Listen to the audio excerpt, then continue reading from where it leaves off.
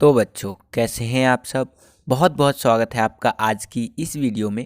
आज की इस वीडियो में हम देखने वाले हैं बच्चों क्लास 12th का जो जियोग्राफी का हम इम्पॉर्टेंट क्वेश्चंस का सीरीज़ चला रहे थे, तो उसी सीरीज़ का ये आपका कह लीजिए 5th चैप्टर, यानी कि जो आपका जियोग्राफी सब्जेक्ट का फर्स्ट बुक का 5वां लेसन है, जिसका नाम है आपका बच्चों प्राथमिक क्रियाएँ। ठीक है, तो इस चैप्टर के बच्चों आज की इस वीडियो में हम इम्पॉर्टेंट एमसीक्यू क्वेश्चंस देखने वाले हैं, जो कि आपका टर्म 1 एग्जामिनेशन से संबंधित होने वाला है। यानी कि फर्स्ट टर्म का जो एग्ज़ाम होने वाला है आपका एमसीक्यू बेस्ड, उसके अंदर इन क्वेश्चंस के आने की जो संभावना है वो बहुत ज़्यादा है। ठीक है बच्चों, इससे पहले भी मैंने पूरे सिलेबस का एमसीक्यू बना रखा है आपके लिए, एमसीक्यू क्वेश्चंस का वीडियो। अगर आप वो देखना चाहते हैं तो प्लेलिस्ट वाले सेक्शन में जा कर के आप देख सकते हैं। तो चलिए इस वीडियो को शुरू करते हैं। तो देखिए बच्चों, सबसे पहले तो समझते हैं बच्चों कि प्राथमिक क्रियाकलाप कह लीजिए या प्राथमिक क्रियाएं क्या होती है। प्राइमरी एक्टिविटीज़ इंग्लिश में बोलते हैं इसको। ध्यान से समझिएगा, यहाँ पर बता रखा है मैंने लिख करके कि देखिए प्राथमिक क्रियाकलाप प्रत्यक्ष रूप से, प्रत्यक्ष का मतलब होता है बच्चों डायरेक्ट रूप से कह लीजिए पर्यावरण पर निर्भर होता है। जैसे कि कृषि करना हो गया, आपका पशुपालन हो गया, मत्स्य यानी मछली पालन हो गया आदि।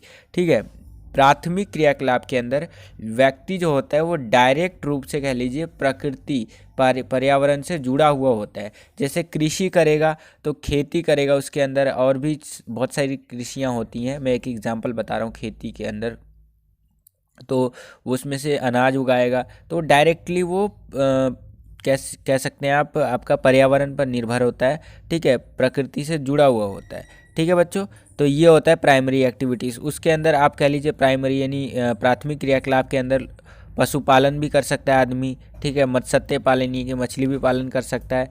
तो ये सारे काम आपका कर सकता है प्राथमिक क्रियाकलाप के अंदर। ये चीज़ ध्यान रखिएगा बच्चों, प्राथमिक क्रियाकलाप के अंदर जो आपका व्यक्ति होता है वो प्रत्यक्ष रूप से पर्यावरण पर निर्भर होता है। किस पर निर्भर होता है बच्चों? पर्यावरण पर निर्भर होता है। ठीक है, तो आई होप कि आपको समझ में आया होगा प्राथमिक क्रियाकलाप क्या होता है। ठीक है, आगे चलते हैं। अगला प्रश्न देखिए बच्चों, अगला प्रश्न क्या पूछा जा रहा है हमसे। अगला प्रश्न पूछ रहा है बच्चों कि ब्राज़ील के कॉफ़ी बागानों को क्या कहा जाता है, यह किसके नियंत्रण में है। ठीक है, ये क्वेश्चन मैंने आपको पहले भी करा रखा है बच्चों कि ब्राज़ील के कॉफ़ी बागानों को क्या कहा जाता है, लेकिन ये चीज़ एक नया ऐड किया है आपके सपोर्टिंग मटेरियल के अंदर। जो नया सपोर्टिंग मटेरियल आया है इस साल का 21-22 सेशन का, उसके अंदर ये चीज़ ऐड हुआ है कि ये किसके नियंत्रण में है। तो मैंने भी ऐड कर दिया आपके लिए। ठीक है, कि ये जो ब्राज़ील के कॉफ़ी बागान है वो किसके नियंत्रण में है। ठीक है, वही मैं आपको बताऊंगा। 4 ऑप्शन है यहाँ पर। पहला है कॉफ़ी बागान, दूसरा ब्राज़ीलियन कॉफ़ी बागान, तीसरा आपका एजेंडा यूरोप वासियों का नियंत्रण में है, और चौथा है आपका फेजेंडा यूरोप वासियों के नियंत्रण में। तो इसका सही उत्तर है बच्चों आपका ये फोर्थ वाला। जो ब्राज़ील के कॉफ़ी बागान है उनको फेजेंडा कहा जाता है, और दूसरी नंबर बात ये यूरोप वासियों के नियंत्रण में है। ठीक है बच्चों, तो आई होप कि आपको समझ में आया होगा। जो ब्राज़ील के कॉफ़ी बागान हैं बच्चों, वो उसको हम लोग फेजेंडा कहते हैं, और मतलब ये फेजेंडा है, और ये किसके कंट्रोल में है बच्चों? यूरोप वासियों के। ठीक है, तो आई होप कि आपको समझ में आ गया होगा। आगे चलते हैं, अगला प्रश्न देखिए। वो कॉफ़ी बागान वाला क्वेश्चन कई बार पेपरों में आ रखा है आपका। जब एमसीक्यू नहीं भी आया करता था तब 1 नंबर के जब क्वेश्चन पूछ सकता था या शॉर्ट क्वेश्चंस, तो उसके अंदर पूछ लेता था कि ब्राज़ील के कॉफ़ी बागानों को क्या कहते हैं। ठीक है, तो मैंने कई बार बता रखा है वैसे, तो इस बार भी एक नई चीज़ ऐड करके बता दिया आपको। आगे अगला प्रश्न देखिए बच्चों। अगला प्रश्न क्या पूछ रहा है हमसे? अगला प्रश्न पूछ रहा है बच्चों कि उस देश का नाम बताइए जहाँ व्यावहारिक रूप से प्रत्येक किसान सहकारी समिति का सदस्य है। ठीक है, तो 4 ऑप्शन है आपका यहाँ पर देख सकते हैं बच्चों। पहला है डेनमार्क, दूसरा है फ्रांस, तीसरा है जर्मनी, और चौथा है रूस। तो इसका सही उत्तर है बच्चों आपका डेनमार्क। डेनमार्क वह एक ऐसा देश है जहाँ के कह लीजिए व्यवहारिक रूप से प्रत्येक किसान जो है वो सहकारी समिति का सदस्य है। ठीक है बच्चों, तो आई होप कि ये क्वेश्चन भी आपको समझ में आ गया होगा। आगे चलते हैं, अगला प्रश्न देखिए बच्चों। अगला प्रश्न क्या पूछ रहा है हमसे? अभी जो चीज़ मैंने आपसे बताया था वही चीज़ इस क्वेश्चन के अंदर पूछ रहा है कि प्राथमिक क्रियाएं निम्न में से प्रत्यक्ष रूप से किस पर निर्भर है। ठीक है, 4 ऑप्शन है यहाँ पर बच्चों। पहला है आखेट, दूसरा है पशुचारण, तीसरा है पर्यावरण, और चौथा है इनमें से कोई नहीं। तो इसका सही उत्तर है बच्चों प्राकृतिक क्रियाओं के अंदर पर्यावरण पर कह लीजिए प्रत्यक्ष रूप से निर्भर हमें लोग देखने को मिलते हैं। ठीक है बच्चों, तो आई होप कि क्वेश्चन भी आपको समझ में आ गया होगा। आगे चलते हैं, अगला प्रश्न देखिए बच्चों। अगला प्रश्न क्या पूछ रहा है हमसे? अगला प्रश्न पूछ रहा है बच्चों कि आदिम कालीन समाज जो था, हमारा पुराने टाइम का जो समाज था, कम्युनिटी थी, वो किस प्रकार के पशुओं पर निर्भर था? ठीक है, किस प्रकार के एनिमल्स पर निर्भर था वो? ठीक है, तो पहला है आपका पालतू पशुओं पर, दूसरा है जंगली पशुओं पर, तीसरा है जंगली और पालतू दोनों, और चौथा है इनमें से कोई नहीं। तो इसका सही उत्तर है बच्चों जंगली पशुओं पर। पहले पालतू पशु तो हुआ नहीं करते थे, ठीक है, तो जो जंगली पशु हुआ करते थे उन्हीं पर लोग निर्भर रहा करते थे। ठीक है, उनको मार करके खाना, उनसे काम निकलवाना अपना। ठीक है, ये चीज़ें, मतलब मान लीजिए हाथी को मारा तो उसके दांत निकल गए, उसका खाल निकल गया, उसकी हड्डियां निकल गई। या फॉर एग्जांपल मान लीजिए कि कोई ऐसा जानवर है जिसको मार करके वो लोग क्या है उनका मीट खा सकें। ठीक है, सूअर वगैरह को मार करके वो मीट खाते थे, और भी बहुत सारे काम होते थे पशुओं से रिलेटेड।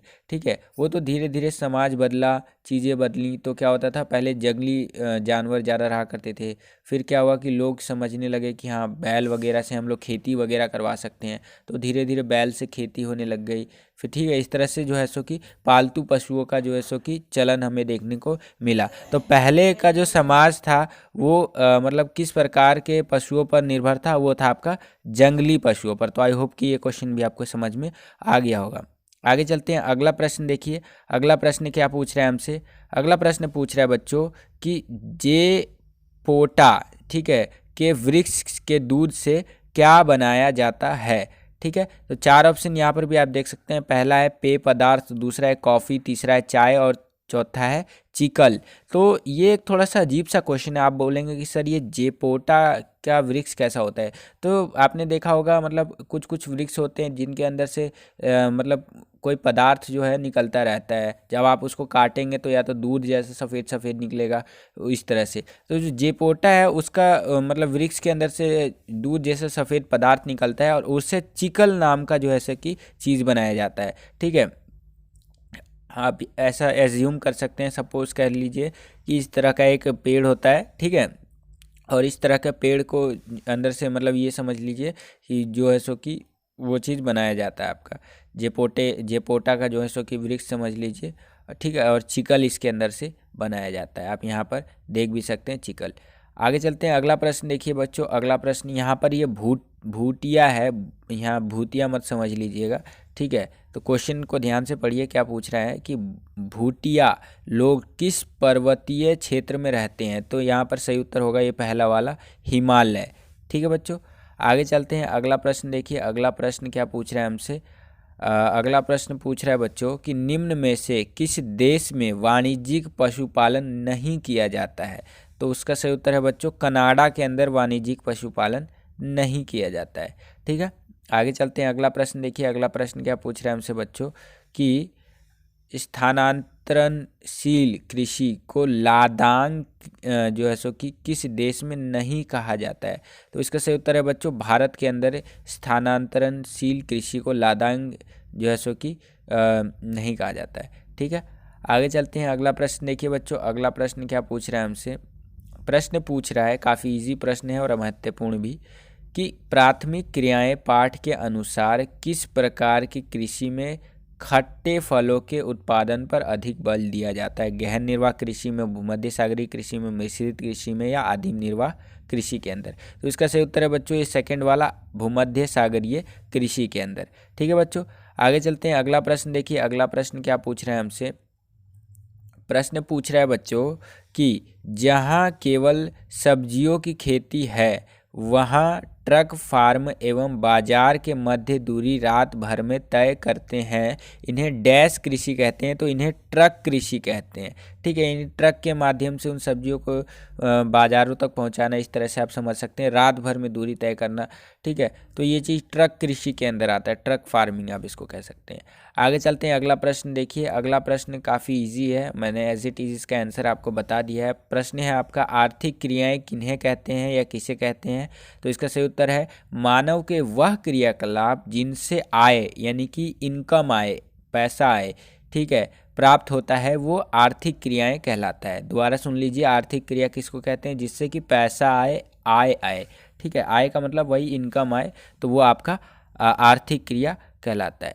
ठीक है, आगे चलेंगे तो आगे एक मैंने कह लीजिए 5 नंबर का एक चार्ट टाइप का लगाया है आपके लिए, इसको समझिए। ये क्वेश्चन है जो अक्सर पहले के पेपरों में आ जाया करता था, हो सकता है इसमें से भी थोड़ा सा घुमा करके पूछ ले 1 नंबर के क्वेश्चन में।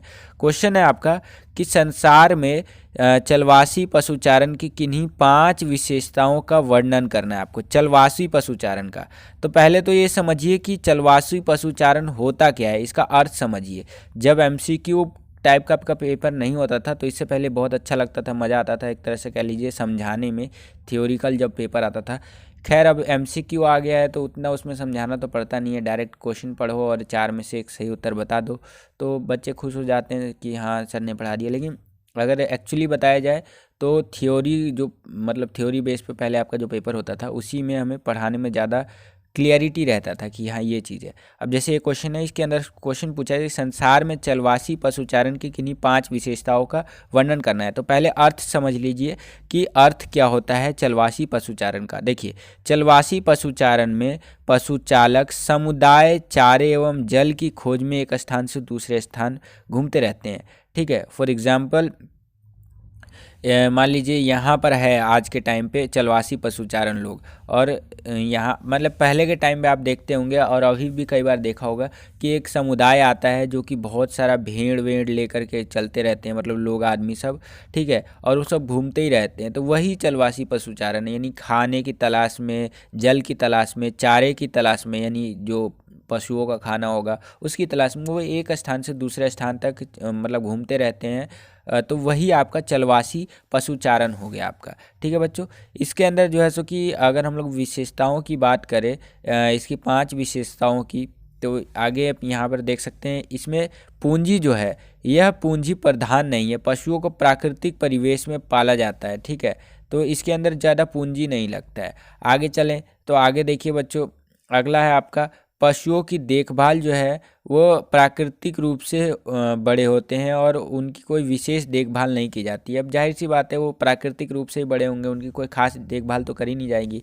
उसी प्रकार से आगे ये बोल रहा है कि पशुओं के प्रकार, यानी कि चलवासी पशुचारण जो है एक ही समय में विभिन्न प्रकार के पशु रखते हैं। ठीक है, यानी कि चलवासी पशुचालक जो होते हैं ना, वो एक टाइम पे बहुत सारे पशु कह लीजिए अलग अलग टाइप के पशुओं को अपने पास रखते हैं। जैसे कि सहारा व एशिया के मरुस्थलों में भेड़, बकरी व ऊंट पाले जाते हैं। ठीक है, एग्जाम्पल भी दे दिया, सहारा में और एशिया के जो मरुस्थल है वहाँ पर भेड़, ऊंट और बकरी जो है सो कि पाले जाते हैं। उसी प्रकार से आगे हम बढ़ते हैं तो आगे यहाँ पर बता रखा है कि क्षेत्र किस किस क्षेत्रों में ये होता है। यह पुरानी दुनिया तक ही सीमित है। पुरानी दुनिया मतलब इसके 3 प्रमुख क्षेत्र है। ठीक है, अब 3 प्रमुख क्षेत्र कौन सा है, ये पुरानी दुनिया के अंदर तक आते हैं। आप ध्यान से समझ लीजिए इसको।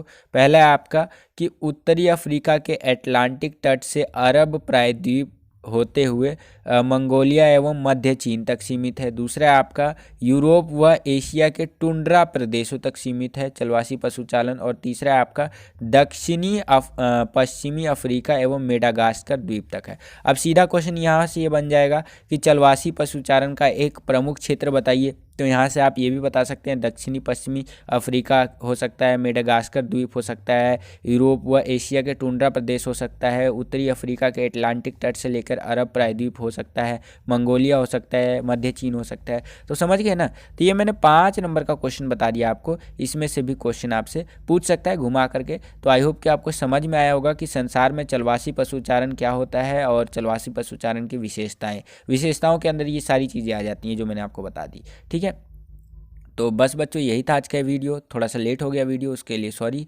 बट आपको वीडियोस जो है डेली देखने को मिलेंगी। आई होप कि आपको ये वीडियो पसंद आएगा बच्चों। अगर आपको ये वीडियो पसंद आया तो लाइक कीजिए इस वीडियो को। अगर आप हमारे चैनल पर नए आ गए हैं और हमारे चैनल को सब्सक्राइब नहीं किया है तो क्या कर रहे हैं आप, सब्सक्राइब जरूर कीजिए और बेल का आइकन भी जरूर प्रेस कीजिएगा। इससे आने वाले हमारे चैनल पर नए वीडियोज़ की नोटिफिकेशन सबसे पहले आपको मिल जाया करेंगी। आज के लिए इतने बच्चों, मिलता है आपसे अगली एक्साइटिंग वीडियो में। तब तक के लिए खुश रहिए, खुश रखिए सभी को। जय हिंद, वंदे मातरम।